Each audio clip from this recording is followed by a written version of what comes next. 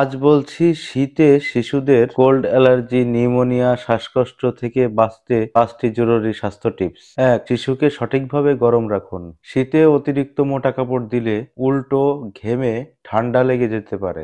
2 থেকে 3 লেয়ার নরম সোয়েটার, টুপি, মোজা যথেষ্ট। মাথা, কান ও বুক গরম রাখাটাই সবচেয়ে গুরুত্বপূর্ণ। শীতে বাতাস খুবই আর্দ্র থাকে, এতে কোল্ড অ্যালার্জি, কাশি, শ্বাসকষ্ট বেড়ে যায়। ঘরে 1 বাটি পানি রাখুন অথবা প্রতিদিন ভিজে কাপড় দিয়ে ঘর মুছুন।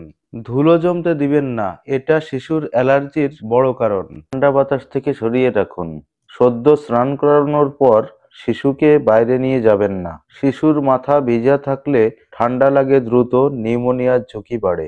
মুহূর্তে তাপমাত্রার পরিবর্তন, গরম ঘর, ঠান্ডা ঘর এড়িয়ে চলুন। খাবার ও পানিতে সতর্কতা, শিশুকে পর্যাপ্ত গরম পানি, স্যুপ, দুধ দিন।